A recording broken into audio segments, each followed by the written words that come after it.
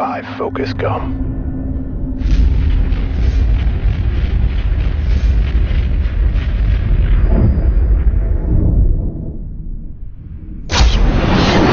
Find your focus. Stimulate your senses.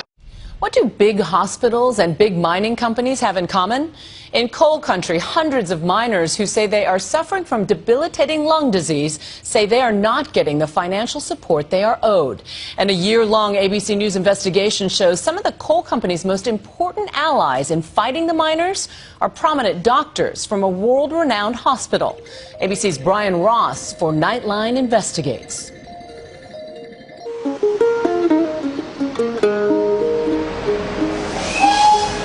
He's had more hard luck than most men could stand. After years of working in America's coal mines, where hard lives are honored in soulful ballads, Black lungs done got him his time's nigh. it took Gary Fox's death to finally prove what coal company doctors tried to deny about him. That, as his autopsy showed, Fox did have the deadly, debilitating disease called black lung, the result of breathing in coal dust that shrinks and scars the lungs. When you put a needle into a lung in one of these miners, what comes back out of the needle is black liquid. It's like something out of the X-Files. This is a story that begins in coal country, with miners out of breath and out of luck, but ended up taking us to one of the nation's top hospitals with tough questions about big money and black lung. Gary Fox died at the age of 58, denied for 10 years the $700 to $900 or so a month he would have been due under a special federal program for miners. Had the coal company doctors, this one and this one, found he had disabling black lung, but they did not. I have no comment. And Gary Fox is just one of hundreds of coal miners. Men like Mac Lester. Shortness of breath. Men like Steve Day. My doctor says my lungs are shot. Some of the hundreds of miners who a year-long joint investigation by ABC News and the Center for Public Integrity found have been quietly battling and losing against big coal companies and their prominent, expensive doctors. It's a total national disgrace. The deck is stacked in theory and in practice against coal miners, men and women, and it is tragic.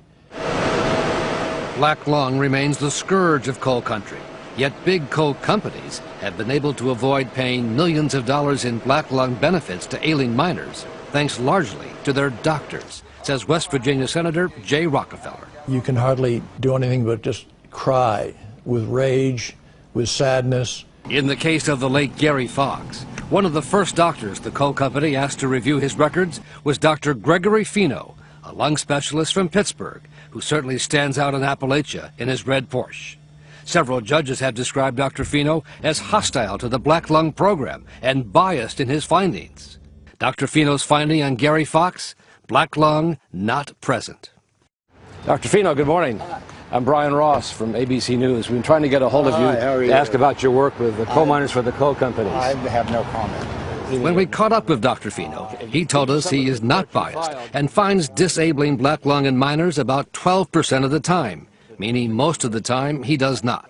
And he refused to even look at the autopsy reports of Gary Fox that did indeed find black lung. This involves Mr. Gary Fox. Would you take a look at this? I will not. Could I give it to you? No, you cannot. But our investigation found that perhaps the coal company's most important ally, to whom they have paid millions of dollars over the years, is the prestigious Johns Hopkins Hospital in Baltimore. And in particular, the longtime head of the black lung unit at Hopkins, Dr. Paul Wheeler, who says it only takes him a quick look at x-rays to spot the most severe cases of black lung that automatically qualify for benefits. So you can tell in a second or two? Just the way you tell your father is different from your mother. They represent masses in various parts of the lungs. And for his work, the coal companies pay Hopkins $750 for each x-ray he reads for black lung, about 10 times the amount miners typically pay their doctors. Why are they paying you so much more? I think it has to do with the name of the hospital. You don't mind being the coal company's doctor? Well, I can view myself as the doctor for a number of companies, not just coal companies. For the coal companies, it seems money well spent. By no means does every miner who applies for benefits necessarily have black lung.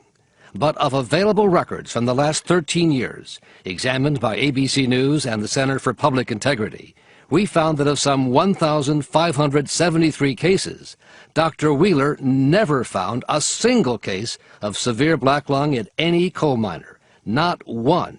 Dr. Wheeler acknowledged our findings. And you stand by all those cases? Absolutely. That's my opinion, and I have a perfect right to my opinion. You've become essentially Dr. No. You Yes. never find black No, lung. I do find black lung. Not according to what we've seen. Not the severe black lung that allows miners to automatically collect benefits. Hopkins says their doctors have confirmed thousands of cases compatible with black lung over the last 40 years, but would not say how many were severe black lung. In court testimony last year, Dr. Wheeler said the last time he recalled diagnosing a case of severe black lung was in the 1970s or early 80s. Your reports and your testimony has led hundreds, if not thousands, of miners to be denied benefits that they think they deserve. I have no idea what happens once the x-rays leave my department. Does it matter to you? It would matter to me if I were wrong, and no one's proven to me that I'm wrong. But our investigation found he's been wrong a lot, based on more than 100 cases of miners in which autopsies or biopsies later found black lung after Dr. Wheeler had not. He read their x-rays as negative. What do you say about a doctor like that? The doctor should not be working at Hopkins University or anywhere else. I'm very close to Hopkins. My wife is on the health part of the board of Hopkins. And I think it's a disgrace. I'm shocked to hear that. Hopkins itself receives the money directly paid by the coal companies. In a written statement to ABC News, Johns Hopkins strongly defends Dr. Wheeler and says, to our knowledge, no medical or regulatory authority has ever challenged or called into question any of our diagnoses, conclusions, or reports from the black lung program. Black lung, oh, you're just biding your time. But Dr. Wheeler's findings are disrupting lives all across coal country. Steve Day says he's been told he only has a few more months to live. Diagnosed with black lung by the Veterans Administration and his own doctors. He can't be far from his oxygen tanks and cannot sleep lying down. And when he coughs, the black will still come up. And then tell me he don't have black lung? It would take a fool to believe it.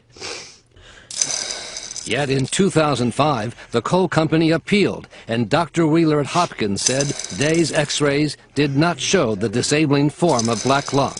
The company won, and Day's $1,000 a month benefit was canceled. Well, at the time, if I had my hands around his neck, I'd squeeze it. So you think he's doing the work of the coal companies? Oh yeah, he's a company doctor. We sent the x-rays of Steve Day to Jack Parker at West Virginia University. He once oversaw the government's x-ray screening program for black lung. This is a classic case of black lung. Is there any doubt about it in your mind? No doubt whatsoever. This represents advanced black lung disease. Dr. Wheeler had found the x-rays were compatible with tuberculosis, or a fungal lung infection caused by bird and bat droppings. That's so unlikely that I believe the chances of being those other diseases is zero. A zero chance. Zero chance. So for somebody to make that diagnosis, that surprise you? It does surprise me, and more important, I think it disappoints me. Would you say that diagnosis, other than black lung, was intellectually dishonest? Yes. Intellectually dishonest? Yes, sir. But Dr. Wheeler says he is protecting the system by keeping miners from collecting black lung benefits for a disease he says they did not or do not have. That would seem to be inappropriate to me. That they're getting paid for something they don't deserve. That they don't have. For miner Steve Day, he worries he will be out of breath before he can prove his case, and the suggestion that he and his family are somehow trying to cheat is just one final insult from a system that he says has left them feeling betrayed. My kids were cheated. My grandchild is cheated. He's cheated. And it's unfair. And If he doesn't have black lung never did exist for anybody. And everyone but black lung done turn him away. For Nightline, Brian Ross, ABC News, in Glen Fork, West Virginia.